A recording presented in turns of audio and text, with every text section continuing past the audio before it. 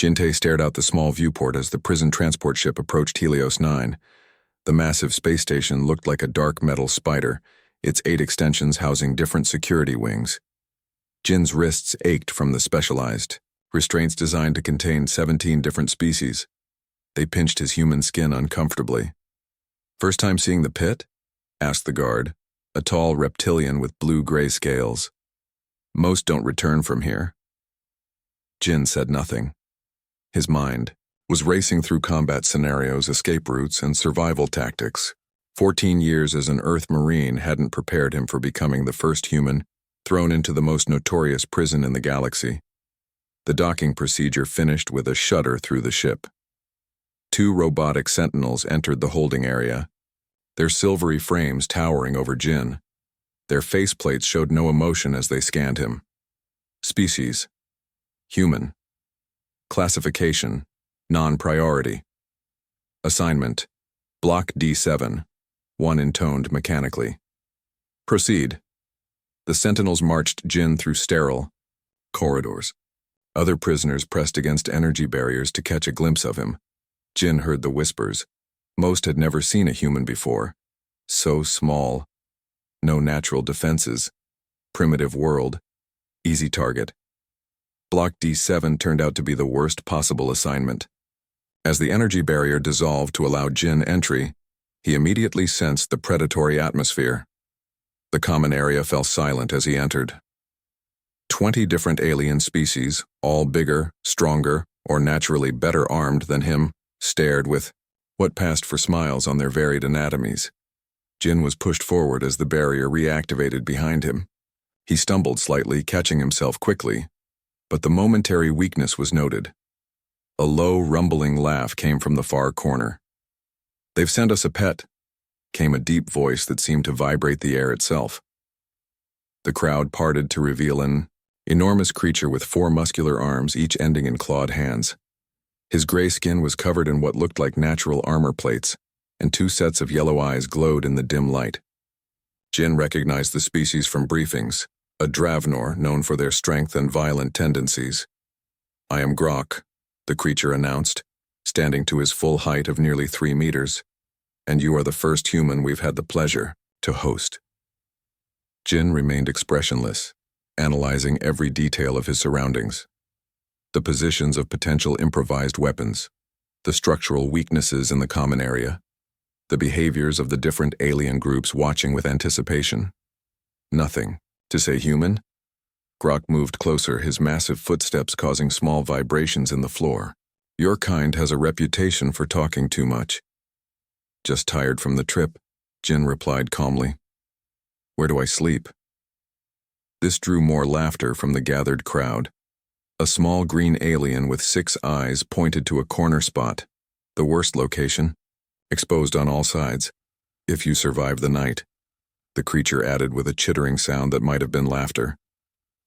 Jin nodded and walked directly to the indicated spot, aware of every eye following him. He sat down with his back against the wall, appearing relaxed while maintaining optimal awareness of his surroundings. The next few hours were tense but uneventful as the prison block settled into its routine.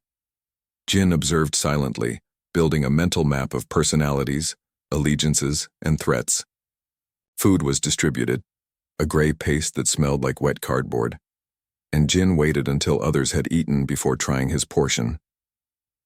As artificial night fell across the block, 3 of Grok's followers approached Jin's corner. They were different species but similar in their predatory stance. "First night ritual human," said one with translucent skin through which Jin could see multiple hearts beating.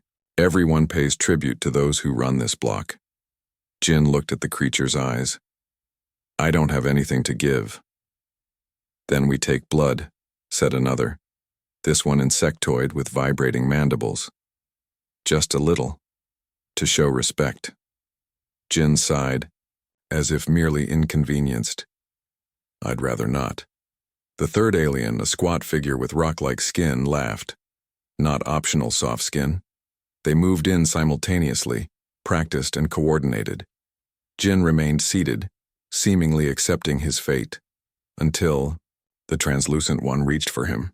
In a blur of motion that surprised even Jin, he shifted his weight, grabbed the reaching arm, and used the creature's momentum to slam it into the wall where Jin had been sitting. The insectoid reacted quickly, mandibles snapping, but Jin had already rolled away. He came up standing in a low combat stance, hands open, face still remarkably calm. "I'd rather sleep," Jin said quietly. The commotion had attracted attention. Grok watched from across the room, his forearms crossed in what appeared to be amusement. "The human has some fight," he rumbled appreciatively. "Good. Breaking you completely on the first night would be disappointing." The three attackers backed away, but their expressions promised future retribution. Jin returned to his corner, not showing the relief he felt at the temporary reprieve. A small blue-skinned prisoner nearby whispered, "They'll come back with more. Nobody defies Grok's welcome party." "I'm counting on it," Jin replied softly. "Best way to learn the hierarchy." As Jin settled in for a night of minimal sleep and maximum vigilance, he reviewed his true mission parameters. Get imprisoned, identify the secret operations, find evidence of human experimentation, survive long enough for extraction. Simple in theory, nearly impossible in practice. Jin listened to the strange sounds of alien breathing patterns around him and allowed himself a small grim smile. The prison authorities and his fellow inmates had made one critical mistake.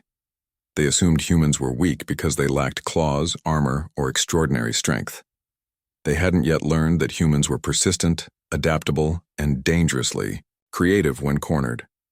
Soon they would understand why Earth's seemingly fragile species had survived everything their planet had thrown at them for millions of years. This was just day one. Jin had a feeling Grok and his bullies would soon regret choosing him as their target. 3 weeks into his stay at Helios 9, Jin had established a routine. Wake before the others, exercise in the limited space of his corner, eat quickly but carefully, watch everything, speak little. The routine helped him survive, but Grok's gang had made those weeks a constant test of endurance. It started with small things, stealing his food portions, accidentally shoving him in the sanitization chambers, whispered threats when the sentinel guards weren't watching. Jin endured it all with a calm that confused his tormentors and intrigued the other prisoners. "Why do you let them push you around?" asked Nari, the small blue-skinned prisoner who'd warned him that first night. She had tentacle-like appendages instead of fingers, and seemed to be one of the few who didn't automatically despise humans. Jin was doing push-ups, his daily count now reaching 300.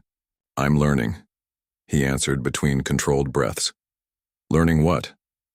"How to be a punching bag?" she asked, genuinely confused. Jin completed his set and sat up, wiping sweat from his forehead. "Learning their patterns, their weaknesses, the prison's rhythms." He took a drink from his water ration. "Did you know that Grok's right shoulder has limited mobility? Old injury probably, and his top lieutenant can't see well on his left side." Nari's eyes widened slightly. "You notice too much. It's dangerous." Jin smiled for the first time since arriving. Being human is already dangerous here. Later that day, Jin's observations would be put to the test. He was assigned to work detail in the prison foundry, where inmates manufactured parts for ship repairs, a way for the prison to generate revenue. The foundry was noisy, hot, and minimally supervised by the sentinel guards who preferred to stay away from the heat. Jin was operating a press machine when he felt a change in the atmosphere around him. The workers nearest to him had quietly moved away, not a good sign. "Human," came the familiar rumble of Grok's voice behind him. "We've been patient with you." Jin turned slowly to find Grok flanked by 3 of his most aggressive followers, the translucent one Jin had thrown on the first night, now joined by a hulking creature covered in bony ridges, and a sinuous reptilian with 4 arms similar to Grok's but more slender. "Patient?" Jin asked, glancing briefly at the nearby tools and calculating distances. "I thought we were getting along fine." The reptilian hissed something that might have been laughter. The soft skin makes jokes while surrounded. Jin noticed other workers pretending not to watch while creating a wider berth around the confrontation. No help would come from them or the distant guards. It's time you learned your proper place in our community, Grok said, his yellow eyes narrowing. Bottom feeders like humans need to serve those higher in the food chain. Jin sighed and set down the component he'd been working on. Look, I'm just trying to serve my time without trouble. Trouble found you the moment you arrived, said the bony one, moving to Jin's left, cutting off that escape route. Jin knew this moment had been inevitable. He had hoped for more time to prepare, but 3 weeks of observation would have to be enough. Last chance to kneel willingly, Grok offered with mock generosity. It will hurt less. Jin rolled his shoulders and neck, loosening up. I appreciate the offer, but I'll pass. Grok nodded to his companions. Break him, but keep him conscious. I want him aware when I mark him as mine. They attacked simultaneously, a coordinated assault that would have overwhelmed most prisoners. The translucent one came straight on, while the other two moved to flank Jin. 3 weeks of careful observation paid off in an instant. Jin ducked under the translucent one's grab, noting exactly how its joints bent backward compared to human anatomy. He pivoted and struck precisely at the connecting tissue between its transparent plates, a weakness he'd spotted during mealtimes. The creature howled in pain as Jin continued his movement, grabbing a nearby metal rod and swinging it in a calculated arc that caught the bony attacker in a soft spot between ridge plates. Jin wasn't trying to kill, just disable, and his precision shocked the onlookers. The reptilian was faster, managing to grip Jin with 2 of its 4 arms. Jin didn't fight. The hold directly, that would be playing to the creature's strength. Instead, he went completely limp, dropping his full weight unexpectedly while twisting. The move popped him free from 2 of the arms, and before the reptilian could readjust, Jin jabbed fingers into nerve clusters right behind its jaw, another weakness he'd identified by watching the species eat. The entire fight lasted less than 30 seconds. All 3 attackers were on the ground, conscious but in too much pain to continue. Jin stood relatively unharmed, breathing hard but composed, the metal rod still in his hand. The foundry had gone completely silent. Every worker and inmate stared, in disbelief. Humans were supposed to be weak, soft creatures from a backwater planet. What they had just witnessed defied everything they'd been told. Grok hadn't moved during the brief fight. His expression was unreadable as he studied Jin with new interest. You've been watching us, Grok said finally. Learning, Jin nodded, still in a defensive stance. That's what humans do. We adapt. Why didn't you kill them? Grok asked, genuinely curious. You clearly knew how. Jin lowered the metal rod slightly. Killing creates more problems than it solves here. I just want to be left alone. A new voice entered the conversation. Fascinating reasoning from a species supposedly driven by emotional impulses. Jin turned slightly to see an avian creature with iridescent feathers and calculating eyes watching from nearby. This was Taiho, the information broker Jin had heard whispers about but hadn't yet encountered directly. Most species would establish dominance through a kill. Taiho continued, his head tilting bird-like as he studied Jin. Your restraint suggests either sophisticated strategy or unusual ethical constraints. Or maybe I just don't like unnecessary cleanup, Jin replied, drawing surprised sounds from the crowd. Grok made a rumbling noise that might have been appreciation. The human has hidden thorns. He gestured to his fallen companions. Get them to medical. We're done here, for today. As the crowd dispersed and work reluctantly resumed, Taiho moved closer to Jin. You've made quite an impression, the avian said quietly. Though I suspect this display was calculated precisely for that effect. Jin returned to his press machine. Just defending myself. Of course, Taiho nodded knowingly. But perhaps we could help each other. I trade in information and you clearly collect it quite effectively. Jin looked at the avian directly. What kind of information? Taiho's eyes gleamed. The valuable kind. For instance, I might know something about why the first human in Helios 9 was framed for a crime he didn't commit. Jin's expression didn't change, but his pulse quickened slightly. I'm listening. Not here, Taiho said, glancing at the returning guards. But remember, in this place physical adaptation is only the beginning of survival. The real power is in knowing what others don't want known.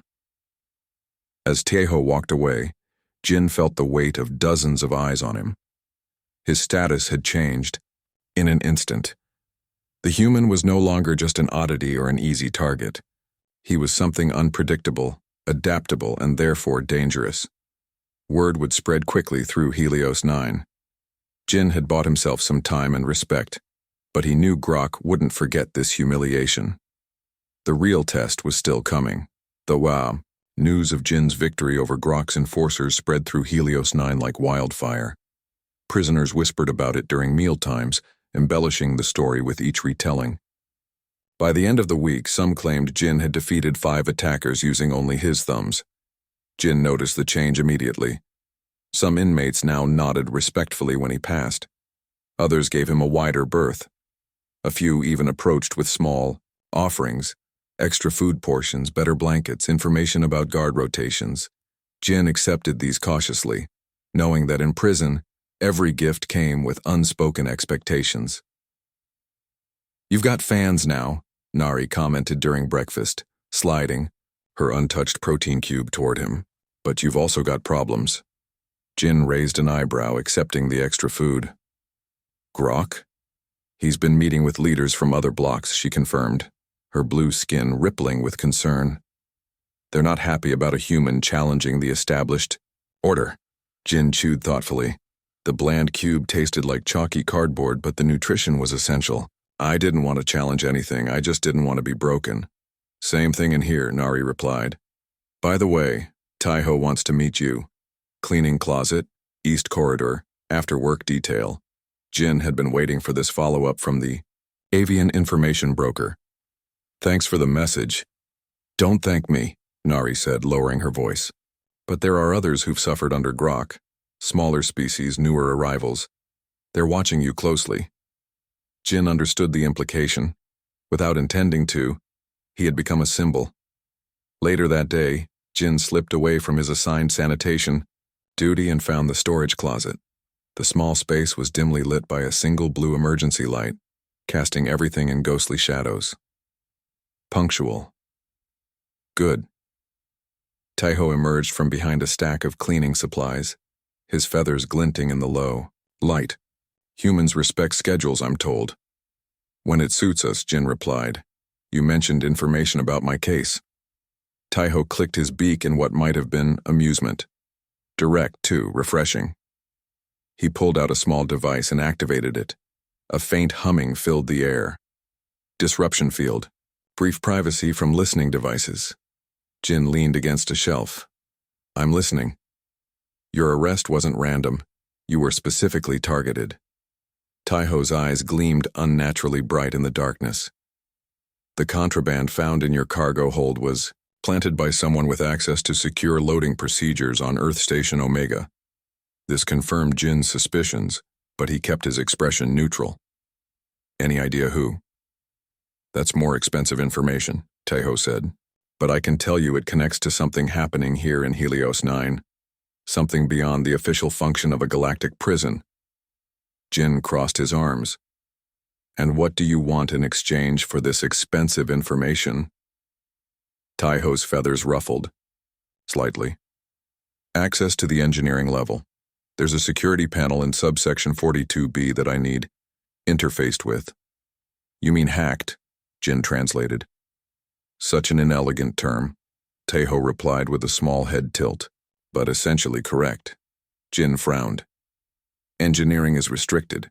Maximum security, triple the guards." "Yet you'll find a way," Taiho said confidently. "Because you're not just any human, are you? Your combat techniques weren't standard prison survival. You're military, special forces, I'd guess." Jin's face revealed nothing, but inwardly he was recalculating. Taiho was more perceptive than he'd anticipated. "Get me that access," Taiho continued, "and I'll tell you who framed you and why you're really here." The disruption field beeped softly, indicating its power was depleting. Think about it, Tejo said, moving toward the door. But don't take too long. Things are changing quickly in Helios 9. After the meeting, Jin returned to his block deep in thought.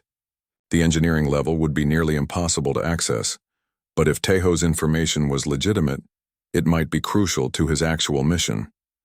His planning was interrupted by commotion in the common area. A crowd had gathered, voices raised, in anger. Jin pushed through to find Nari and two other smaller aliens cornered by 6 of Grok's followers. "Your human friend isn't here to protect you now," snarled the translucent one Jin had injured days earlier. "Time to pay for choosing the wrong side."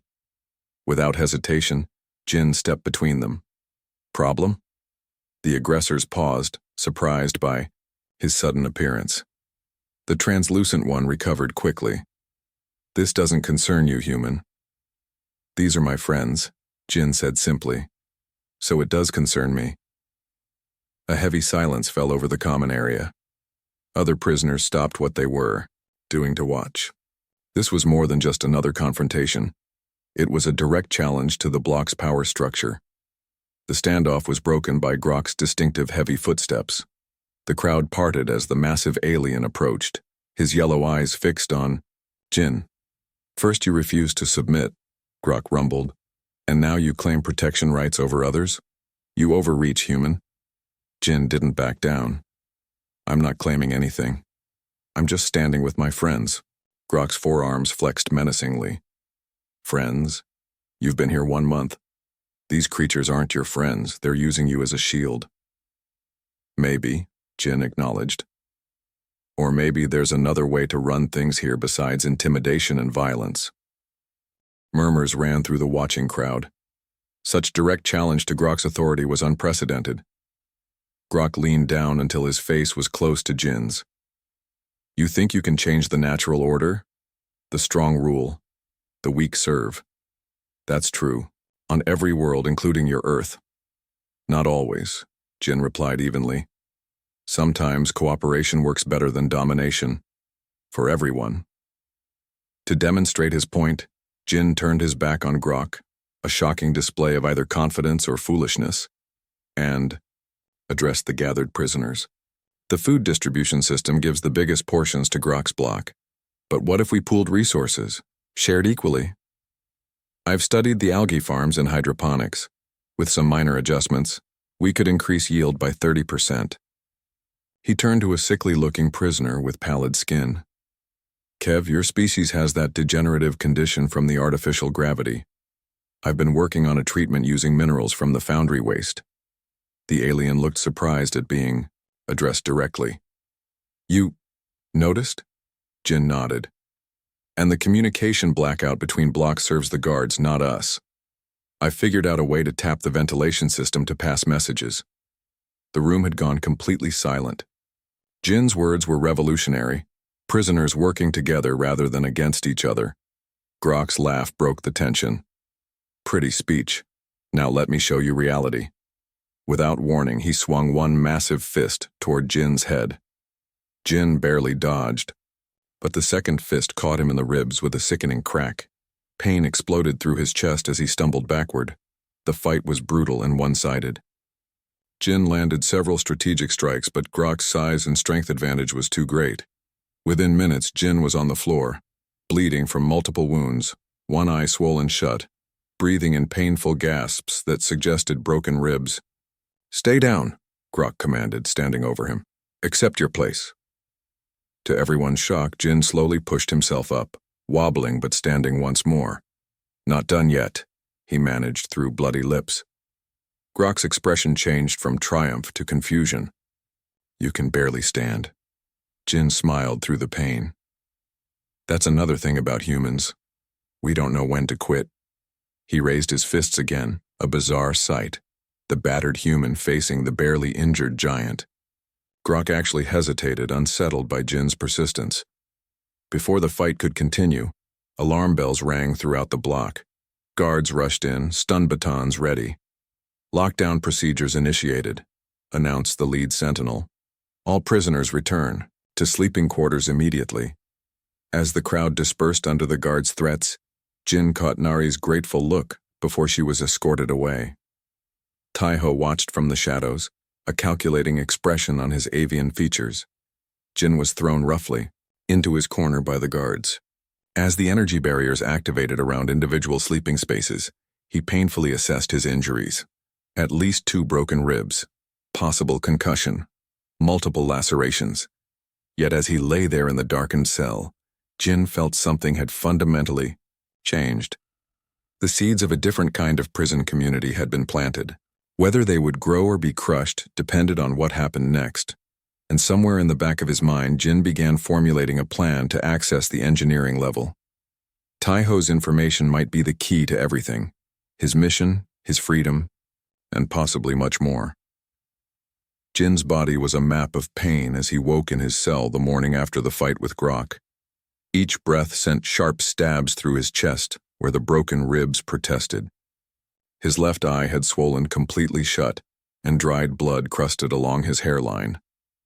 Yet despite these injuries, Jin methodically began his morning exercise routine, modified now to accommodate his damaged body. "You shouldn't move," whispered Nari from her adjacent cell. The energy barriers between sleeping quarters allowed sound to pass through. "The medical drones won't come until afternoon rounds." Jin continued his careful stretches. "Can't afford to stiffen up," he replied quietly. "Besides, movement helps humans heal." "You're not healing, you're barely surviving," she countered. "No one expected you to stand up again after Grok knocked you down." Jin paused, looking at her through his one good eye. "That's why I had to." The lockdown continued for 3 days, an unusually long punishment that had the prisoners on edge. Food was reduced to half rations delivered by drones that offered no information. The guards had disappeared entirely, replaced by automated security protocols. When the energy barriers finally deactivated and prisoners were allowed back into the common area, the atmosphere had changed dramatically. New security drones hovered, in the corners their weapon systems prominently displayed.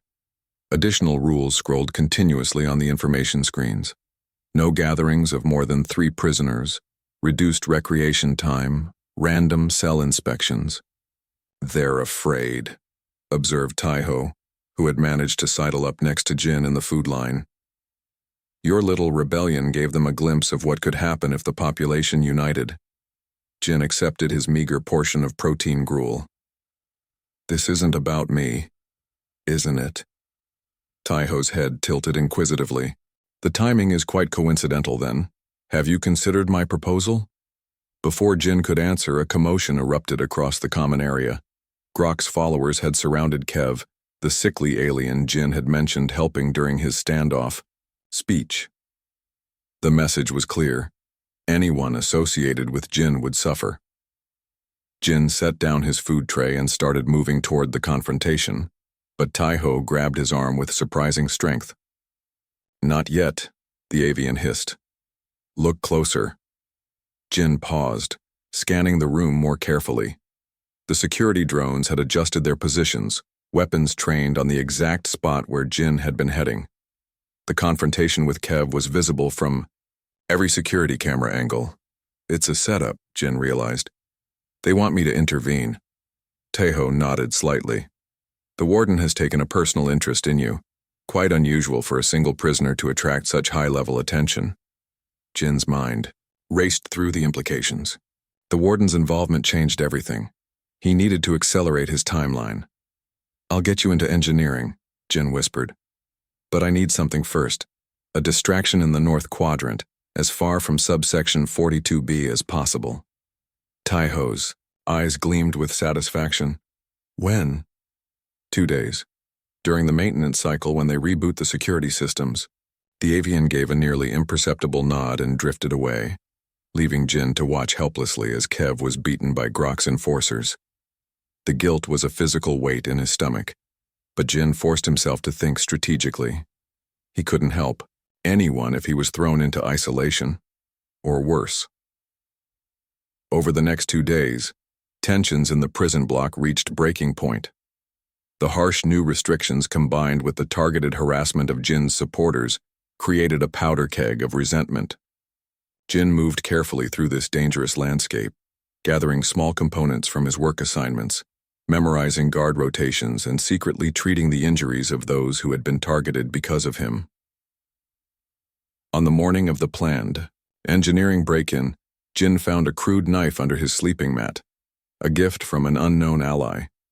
He quickly hid it in his boot before the morning inspection. They took Nari during the night.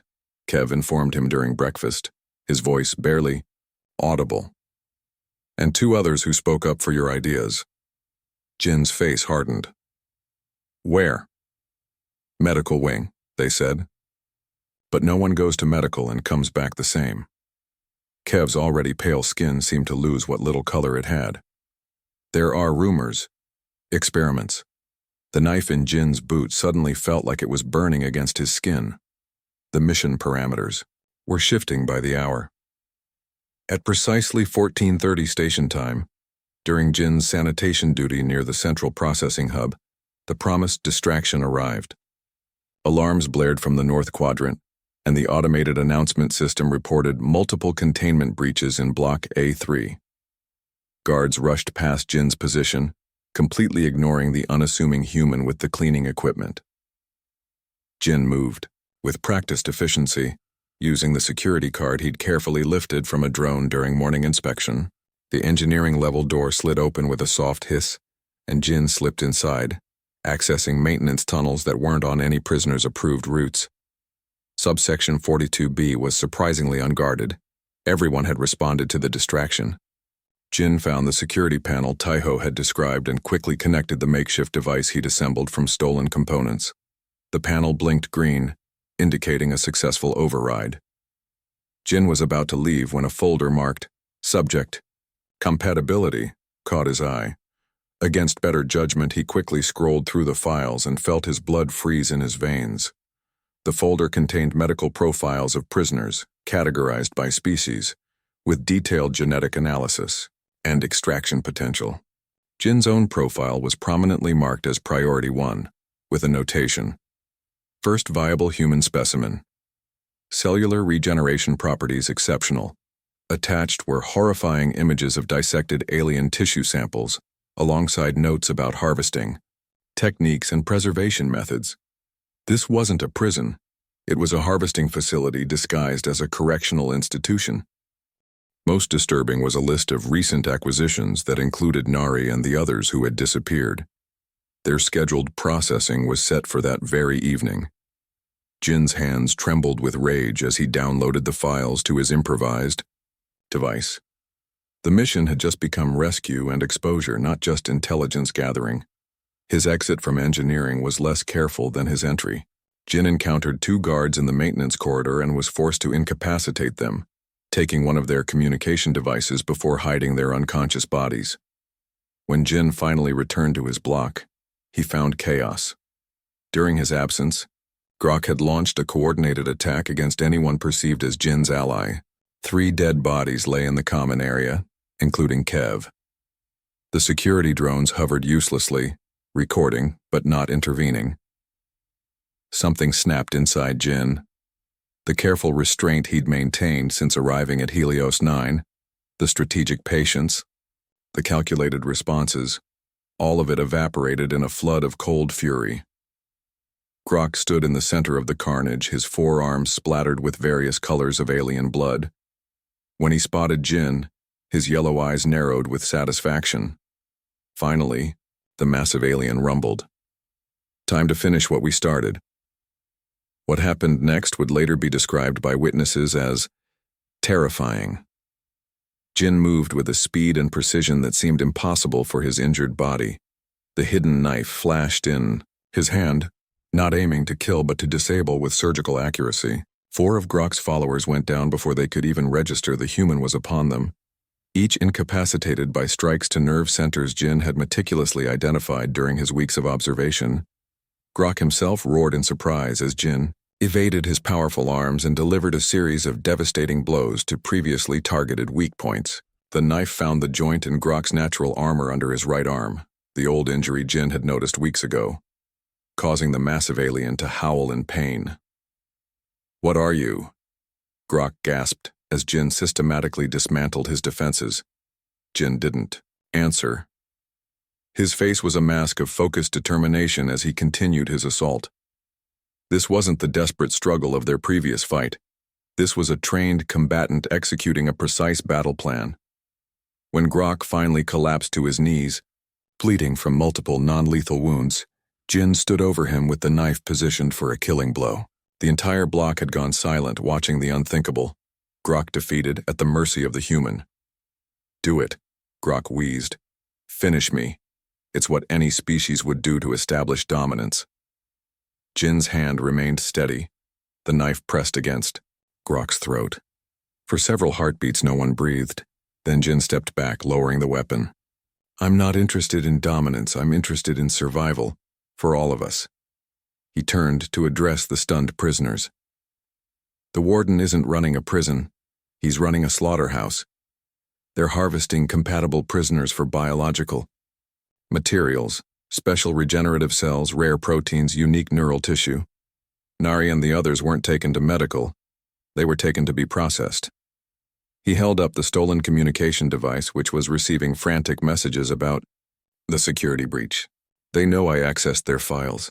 They'll be coming for all of us now. We have hours, maybe less. Grok struggled to his feet, one arm hanging uselessly at his side. Why should we believe you? Jin tossed the data device to Taiho, who had emerged from the crowd. Show them. As the horrific images and files displayed for all to see, the mood in the room transformed from shock to terror to rage. What can we possibly do against the entire prison security force? Someone asked from the back. Jin looked at Grok, then at the other faction leaders who had gathered. Together? A lot more than they're prepared for. To everyone's surprise, Grok let out a pained laugh. The human doesn't break, he said, echoing the phrase that had become Jin's prison nickname. Then, more seriously, what's your plan? The command center of Helios 9 was a marvel of modern security technology, automated defense systems, multiple redundancies, and guards trained to handle any prison uprising. What they weren't prepared for was a coordinated assault led by a human who understood both military strategy and the power of desperate allies. Status report, demanded Warden Dox, his elongated face tight with tension as alarms blared throughout the facility. Multiple disturbances in all blocks, sir, reported his security chief. They're acting in concert. We contain one area, and 3 more erupt. Dox's 6-fingered hand slammed down on the console. Impossible. The blocks can't communicate with each other. Apparently they can now, the chief replied grimly, pointing to the security feeds showing makeshift message systems rigged through ventilation ducts, exactly as Jin had proposed weeks earlier. Lock down everything, Dox ordered, and prepare the special containment unit. I want the human alive. Meanwhile, Jin led a mixed group of prisoners through the maintenance tunnels, moving swiftly despite his injuries. Grok followed close behind, his massive bulk surprisingly quiet.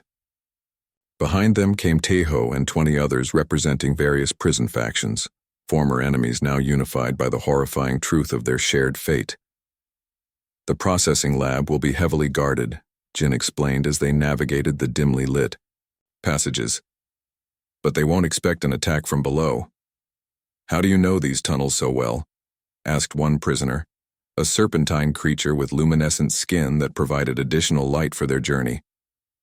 I studied the maintenance schedules, Jin replied, omitting that memorizing facility layouts was standard training for his actual mission. The drones follow the same patterns every cycle. They reached a junction where the tunnel split in 3 directions. Jin pointed to the left passage. That leads to the processing lab, where they're holding Nari and the others. He gestured to the right tunnel. That one goes to the communications hub. We need both. Grok nodded, understanding the strategy. Split up? 3 teams, Jin confirmed. Rescue, communications, and... He handed Taiho a small device he'd assembled from stolen parts. Evidence distribution. Every prisoner in every block needs to see what's happening here. Taiho's feathers ruffled with something like respect. You've been planning this since you arrived, haven't you? Jin's face revealed nothing. Let's move. We don't have much time. The COT rescue team, led by Jin and Grok, encountered their first real resistance at a heavy security door marked "Authorized Personnel Only." 2 guards stood watch, armed with stun rifles designed to incapacitate any species. "Direct approach?" rumbled Grok, flexing his 3 functioning arms.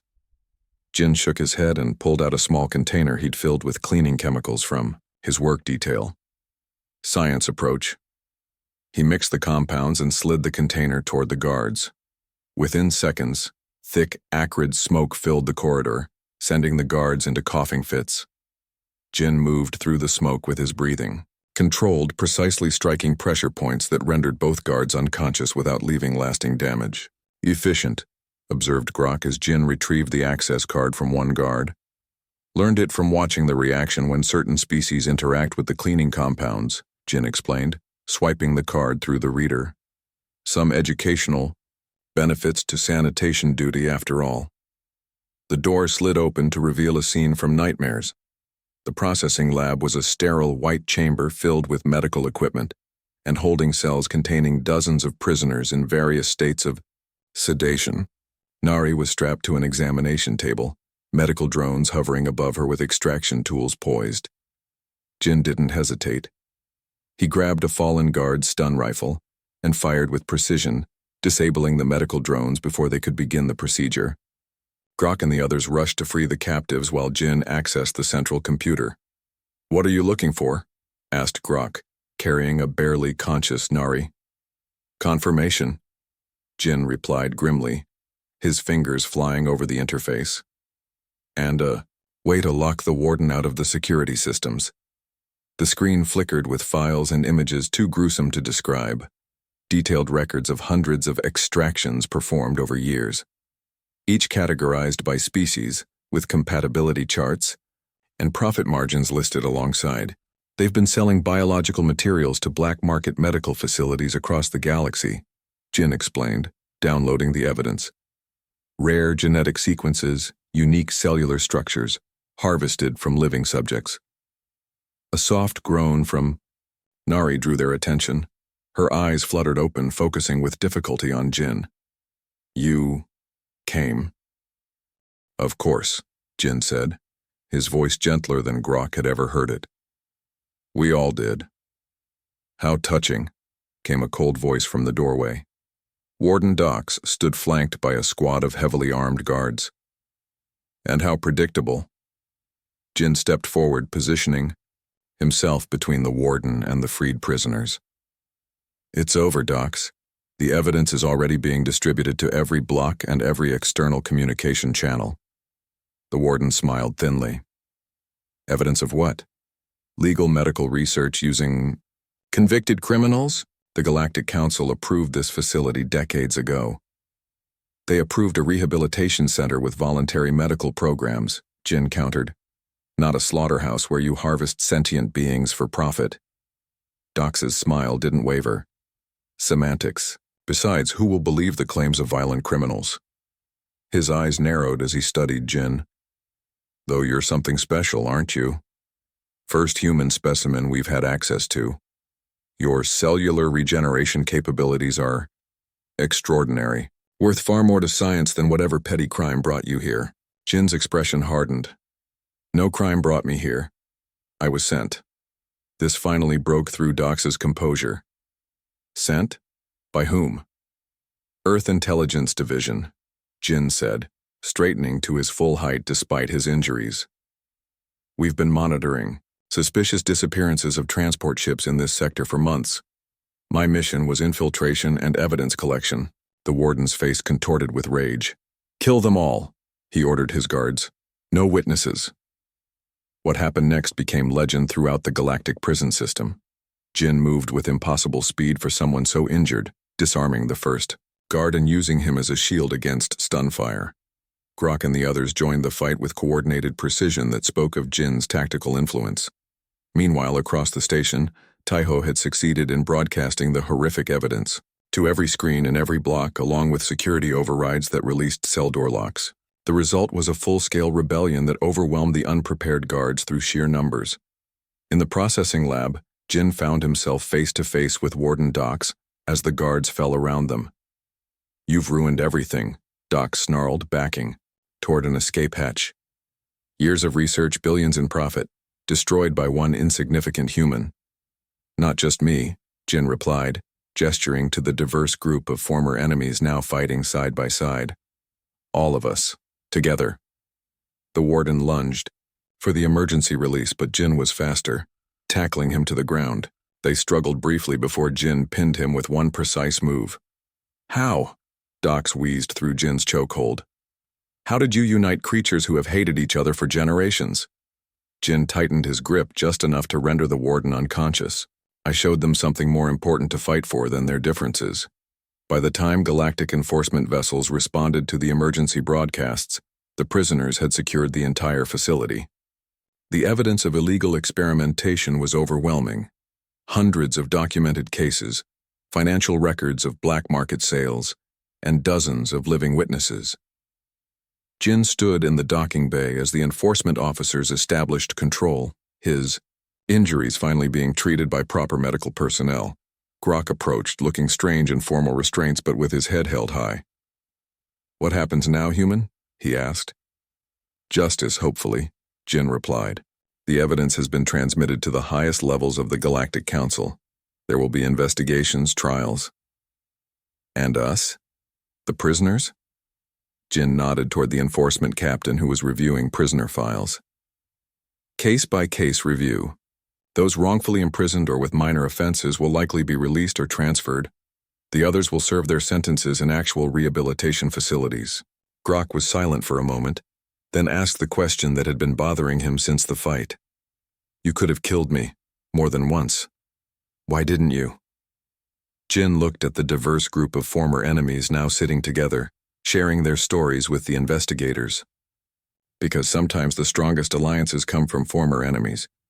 I needed you alive." "Just strategy, then?" Grok seemed almost disappointed. Jin smiled slightly. "Not entirely. On Earth we have a saying. The measure of a person isn't how they treat their friends, but how they treat their enemies." A commotion at the main entrance interrupted them as a team in specialized uniforms entered, led by a stern-looking woman. Jin straightened immediately, recognizing the insignia of Earth intelligence. "Commander," he acknowledged as she approached. "Agent Jin," she replied formally, before switching to a quieter tone. "You went off protocol. The mission was intelligence gathering only." Jin gestured to the freed prisoners receiving medical care. The situation evolved. She studied the scene, her expression softening slightly. "So it did. Impressive work, all things considered. Earth Command is satisfied with the outcome." "And my new allies?" Jin asked, nodding toward Grok and the others. The commander followed, his gaze. "Unusual diplomatic connections, but potentially valuable. The Council is discussing amnesty for those who assisted in exposing the operation." Later, as Jin prepared to board the Earth vessel for debriefing, he found Taiho waiting near the airlock. "You never intended to stay imprisoned," the avian observed. "Yet you risked everything to save creatures who initially wanted to break you." Jin shrugged. "Human nature, I suppose." "No," Taiho replied thoughtfully. "I've studied many species across the galaxy. What you demonstrated wasn't simply human nature. It was the best of it." Nari joined them, still weak but recovering. "Will we see you again?"